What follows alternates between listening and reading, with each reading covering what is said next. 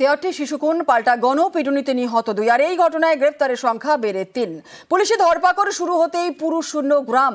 অনেকে বলছেন পুলিশ আগে সক্রিয় হলে এভাবে গণপিটুনিতে নিহত হওয়ার মতো ঘটনা ঘটতো না। নদিয়ার তেহট্ট থানা এলাকা নিশ্চিন্তপুর। শনিবার এখানে উদ্ধার হয় 9 বছরের স্বর্ণাভ বিশ্বাসের দেহ। শুক্রবার বিকেল থেকে সে নিখোঁজ ছিল। এরপরেই আক্রোশের আগুন। শিশু পাচার করেন এই সন্দেহে গণপিটুনিতে নিহত 2 প্রতিবেশী। এতে অনেকেই প্রশ্ন তোলেন, শিশু খুনে যে আক্রোশ তৈরি হতে পারে, গণপিটুনির মতো ঘটনা ঘটতে পারে, সেটার কোনো আঁচই কেন পেল না পুলিশ? পেলে তো এরকম গণপিটুনিতে নিহত হওয়ার ঘটনা রোখা যেত। গণপিটুনির ঘটনার পরে অবশ্য সক্রিয় পুলিশ। তারা ধরপাকড় চালাচ্ছে। 200 জনের বিরুদ্ধে শতপ্রণোদিত মামলা করেছে। এর মধ্যে বেশ কয়েকজনকে গ্রেপ্তারও করেছে।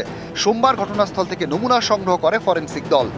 5 তারিখ তেহট্ট থানার আন্ডার গ্রামের মধ্যে একটি বাচ্চা 8.5 বছর বয়স প্রায় সে মিসিং হয়। পেছনে ডোবায় বাচ্চাটির বডি রিকভার হয়, কিন্তু গ্রামবাসী খুব সন্দেহের বশে পাশে যে নেইবার থাকে পল মণ্ডল এবং তার ওয়াইফ সোমা মণ্ডল আক্রোশ গ্রামবাসী দেখাতে শুরু করে। পুলিশ স্পটে পৌঁছানোর চেষ্টা করে, কিন্তু পুলিশকে বাধা দেওয়া হয়।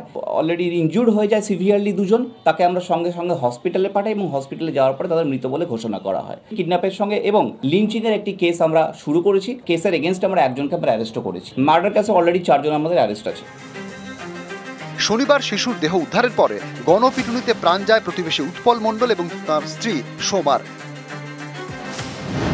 তদন্তকারীরা জানতে পেরেছেন, শুক্রবার সকাল 11টার পর তেহট্ট হাসপাতালে যান উৎপল। তার ছোট ছেলে ছোট্টুকে ভর্তি করেন। সেখানে ছিলেন উৎপলের স্ত্রী সোমাও। দুপুর 2টোর পর বাড়িতে ফেরেন উৎপল। এর ঠিক কিছুক্ষণ পরেই বাড়ি থেকে নিখোঁজ হয়ে যায় প্রতিবেশী শিশু। তদন্তকারীদের সন্দেহ, এই সময় তাকে বাড়িতে আটকে রাখে উৎপল। সন্ধ্যেবেলায় ছেলেকে দেখতে ফের হাসপাতালে যান। রাতে স্ত্রীকে নিয়ে তিনি বাড়ি ফেরেন। ততক্ষণে শিশুর খোঁজ শুরু করেছেন প্রতিবেশীরা। পুলিশের অনুমান, তখন ভয় পেয়ে শ্বাসরোধ করে শিশুকে খুন করা হয়। এরপর গভীর রাতে বাড়ির পিছনে ঝোপে দেহ ফেলে দেয় উৎপল।